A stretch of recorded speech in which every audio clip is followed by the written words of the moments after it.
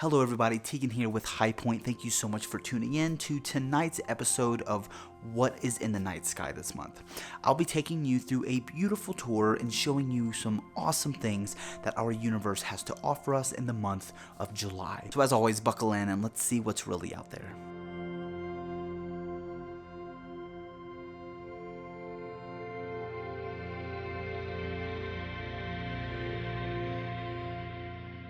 This month's tour is going to be filled with some absolutely incredible deep sky objects that a lot of astrophotographers favor in Milky Way season. The first deep sky object on our tour tonight is Messier 8, otherwise known as the Lagoon Nebula.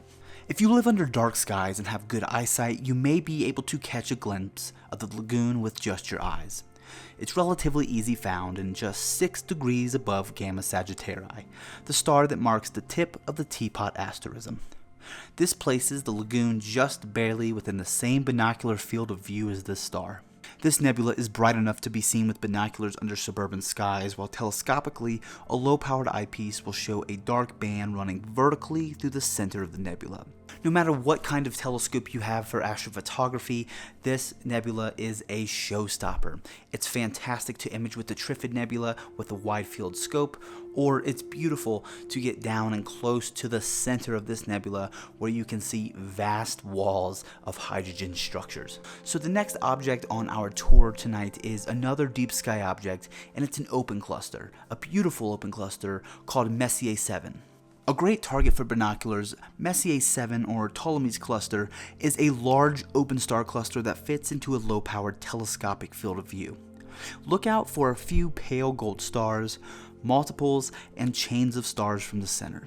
This is one of 2 star clusters in Scorpius. Messier 6 is the other, and they are both potentially visible to the naked eye under the right conditions. Messier 7 is not only great for binoculars, but if you do have a telescope, it views nicely with a low power. You can see the color and the pale golds of the stars themselves. If you are an astrophotographer and you like star clusters, this may be one for you to check out.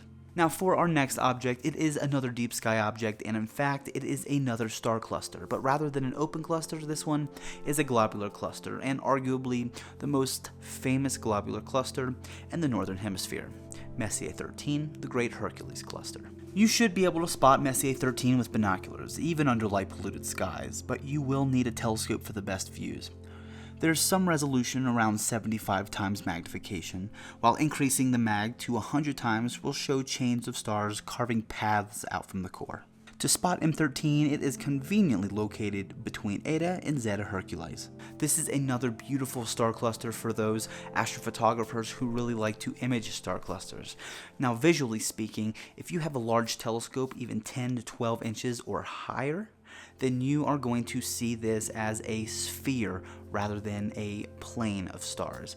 Globular clusters are arguably some of the most gorgeous sights through a large telescope under dark skies. So before we check out the planets and see what the moon is up to, we're going to take a look at one more deep sky object, and it is another very photogenic nebula, Messier 17, the Swan. The Swan Nebula is bright enough to be seen with binoculars, and it appears as a small, bright, hazy patch through 10x50s. You can find this nebula in the constellation of Sagittarius, and a small telescope at low power will reveal its shape, with the body of the swan being the brightest and the head possibly requiring averted vision. This is yet another target that really works well no matter what telescope you're using to photograph it. It photographs very well with a wide field view. If you want to get up close and personal and view some of the intricate details and structures inside, then a large telescope with a longer focal length would be perfect. Now with that being said, we're going to bring it much closer to home. We're going to visit our closest neighbors, the planets and the moon, and see what they're up to this month. Mercury, Venus, and Mars each appear close to the star Regulus this month. Mars is closest on the 10th, with Venus being closest from the 14th to the 16th. A thin crescent moon appears to the right on the 18th, low over the horizon, about 15 minutes after sunset. Saturn, on the other hand, is best observed after midnight, while a waning gibbous moon passes the planet on the 7th.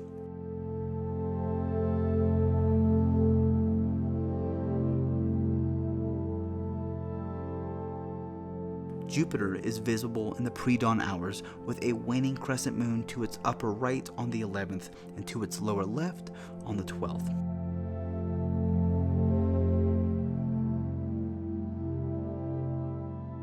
Lastly, the moon turns full on the July 3rd and then new again on the 17th.